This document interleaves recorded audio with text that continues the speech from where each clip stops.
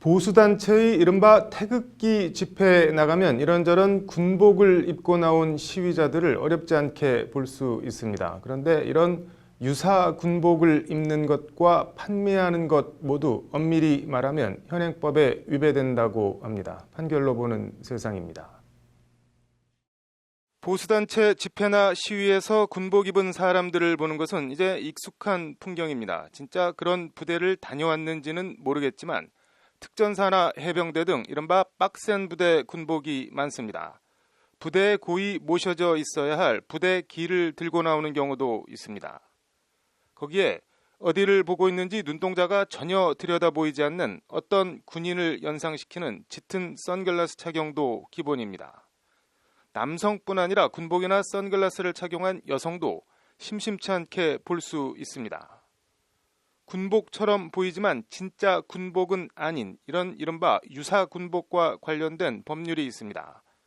군복 및 군용장구의 단속에 관한 법률이 그것입니다.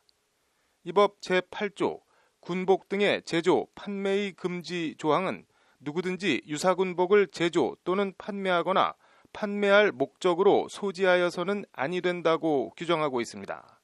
다만 문화예술활동이나 공익활동 등 다른 법령이나 국방부령에서 정하는 경우에는 예외적으로 허가하고 있습니다. 이를 위반하면 1년 이하의 징역 또는 1,000만 원 이하의 벌금에 처하도록 하고 있습니다.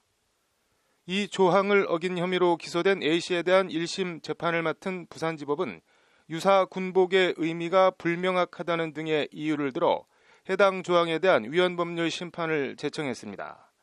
이에 대해 헌재는 재판관 6대3 의견으로 해당 조항이 헌법에 위배되지 않는다는 합헌 결정을 내렸다고 오늘 밝혔습니다.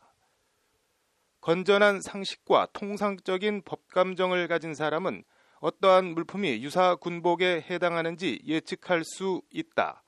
죄형 법정주의의 명확성 원칙에 위반되지 않는다.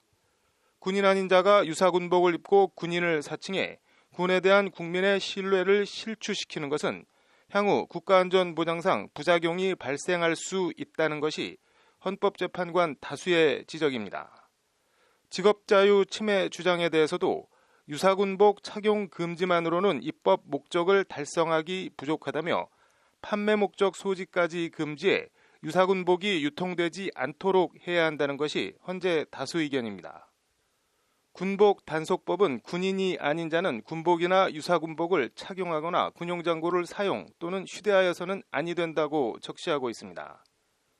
태극기 집회든 뭐든 국방부 허가를 안 받고 군복 입고 돌아다니는 것은 원칙적으로 전부 불법이라는 얘기입니다.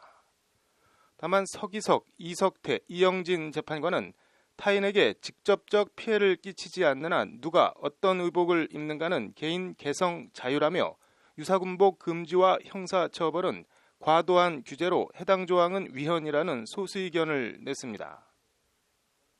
지금은 보수단체 집회에서 군복 입은 시위자의 등장이 자연스럽게 여겨지지만 사실 군복 시위는 관제 시위나 관제 행진을 제외하면 1990년대 후반, 2000년대 초 정도가 처음입니다.